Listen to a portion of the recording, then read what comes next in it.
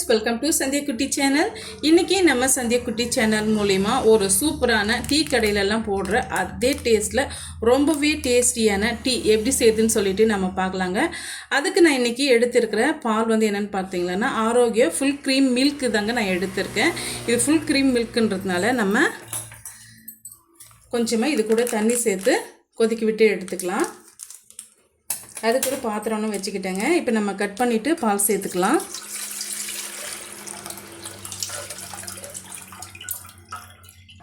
நான் இன்றைக்கி 1/2 லிட்டர் அளவுக்கு பால் எடுத்திருக்கேங்க. அதுக்கு பார்த்திங்கன்னா ஒரு 150 ml அளவுக்கு நம்ம தண்ணி சேர்த்துக்கலாம்.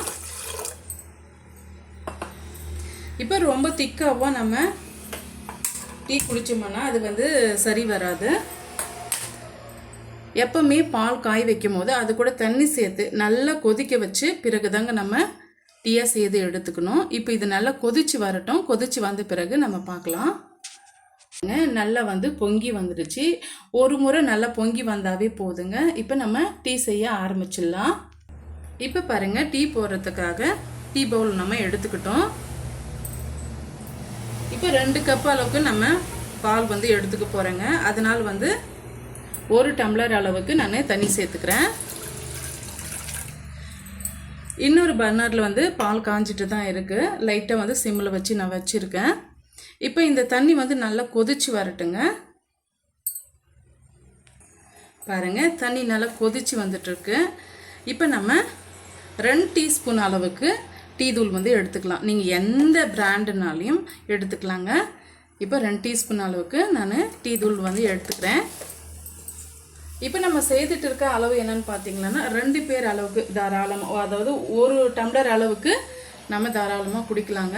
இல்லை நீங்கள் மீடியமாக இப்போ டீ கடையிலலாம் கொடுக்குற மாதிரி நீங்கள் குடிச்சிங்கன்னா 5 பேர் அளவுக்கு தாராளமாக குடிக்கலாங்க. இப்போ நீங்கள் சிம்மில் வச்சுக்கோங்க. எந்த அளவுக்கு பொறுமையாக இந்த டீ தூள் வந்து நல்லா வெந்து வருதோ அந்த அளவுக்கு நமக்கு டீ ரொம்பவே பக்காவாக இருக்கும். இப்போ பாருங்கள், 1 இன்ச் அளவுக்கு இஞ்சி எடுத்து மேல் தோலெல்லாம் நீக்கிட்டு எடுத்துகிட்டு வந்திருக்கேன். இதை நசுக்கி எடுத்துகிட்டு வந்துடலாம். இப்போ நசுக்கிட்டு வந்த இஞ்சியை இதோட நம்ம சேர்த்து விட்டுடலாங்க. ஒரு சிலருக்கு இஞ்சியோட ஃப்ளேவர் வந்து பிடிக்காது. இஞ்சி சேர்த்தனோம்னா அந்த தொண்டையில் கட்டியிருக்கிற அந்த சளியெல்லாம் வந்து நமக்கு கொஞ்சம் இதமாக இருக்கும். அதனால தான் நான் சேர்த்துருக்கேன். இஞ்சி சேர்க்கறதுக்கு விருப்பலைன்னா இந்த ஸ்டேஜில் நீங்கள் ஸ்கிப் பண்ணிவிடுங்க. இப்போ 2 ஏலக்காவை சேர்த்துக்கலாம். கொஞ்சம் நல்லா வாசமாக இருக்கும். இதுவுமே வந்து உங்களுக்கு ஏலக்காய் வாசம் வந்து பிடிக்கலன்னு நினச்சிங்களேன்னா ஸ்கிப் பண்ணிவிடுங்க. நான் 2 ஏலக்காவை இது போல் சேர்த்துக்கிறேன். நல்லா பிரித்து விட்டுட்டு சேர்த்துக்கிறேன். நல்லா இது போல் கலந்து விட்டுக்கிட்டு சிம்லேயே நம்ம கொதிக்க வச்சு எடுத்துக்கலாங்க. பாருங்கள், இது நம்ம டீ பவுட்ரு போட்டோனுங்களா, அது நல்லாவே கொதிச்சு கலர் நல்லா சேஞ்ச் ஆகிட்டு வந்திருக்கு. பாருங்கள், இந்த ஸ்டேஜில் எந்த டம்ளரால் தண்ணி அளந்து எடுத்துக்கிட்டிங்களோ அதே டம்ளரால் நம்ம பால் வந்து அளந்துட்டு சேர்த்துக்கலாம்.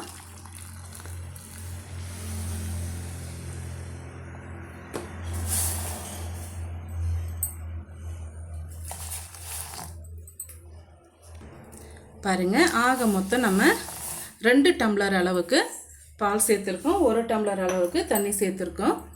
இதையுமே நம்ம மீடியத்தை விட கொஞ்சம் ஃப்ளேம் வந்து குறைவ வச்சு நம்ம கொதிக்க விட்டு எடுத்துக்கணும். பாருங்கள், டீ நல்லா வந்து கொதிச்சு வந்துட்டுருக்கு. இந்த ஸ்டேஜில் இந்த ஓரங்கள் பார்த்து அந்த பாலோட ஏடெல்லாம் வந்து ஒட்டியிருக்கும், டீ தூளெல்லாம் வந்து ஒட்டியிருக்கும். அதை வந்து இது போல் நீங்கள் எடுத்து விட்டு கீழ்ப்பக்கம் வந்து கொஞ்சம் அடி பிடிக்கிற மாதிரி இருக்குங்க. அதையும் வந்து இது போல் நல்லா கலந்து விட்டுக்குங்க. எந்த அளவுக்கு நீங்கள் டைம் எடுத்து டீ போடுறீங்களோ அந்த அளவுக்கு டேஸ்ட் வந்து நல்லாயிருக்கும். பாருங்கள், ஃபுல்லாக வந்து கலர் நல்லா சேஞ்ச் ஆகிட்டு வந்துடுச்சு. இப்போ நம்ம ஸ்டவ் ஆஃப் பண்ணிவிட்டு ஒரு பாத்திரத்துக்கு மாற்றிக்கலாம். இப்போ நம்ம ஒரு வடிகட்டி வச்சுக்கலாங்க. ஃபஸ்ட்டு நம்ம காய்ச்சி வச்சுருக்க டீயை வந்து இதில் நம்ம வடிகட்டிக்கலாம். இப்போ நான் சர்க்கரை நான் சேர்க்கலைங்க. எப்போவுமே நீங்கள் வடிகட்டிட்டு பிறகு வந்து சர்க்கரையை சேர்த்து விட்டுக்குங்க. அப்போ தான் நமக்கு கரெக்டான அளவு தெரியும். இப்போ நம்ம சுகர் ஆட் பண்ணிக்கலாம். உங்கள் சுவைக்கு ஏற்ப நீங்கள் சர்க்கரை ஆட் பண்ணிக்கோங்க. எனக்கு 4 டீஸ்பூன் அளவுக்கு நான் சுகர் ஆட் பண்ணிக்கிறேன். இது சின்ன டீஸ்பூன்றதுனால 4 டீஸ்பூன் அளவுக்கு ஆட் பண்ணிக்கிறேன். நீங்கள் பெரிய டீஸ்பூன் எடுத்தீங்களன்னா 2 டீஸ்பூன் அளவுக்கு எடுத்துக்கோங்க, கரெக்டாக இருக்கும். இப்போ ஒரு முறை ஸ்பூன் வச்சு நல்லா வந்து கலந்து விட்டுக்குங்க. எதுக்காக இந்த மெத்தட் வந்து நம்ம பண்ணுறோன்னு பார்த்தீங்களன்னா அந்த சூடு வந்து குறையாமல் இருக்கும். ஒரு முறை நல்லா இது போல் கலந்து விட்டுக்கிட்டிங்களன்னா அந்த சுகர் வந்து நல்லா கரைஞ்சி வந்துடும்.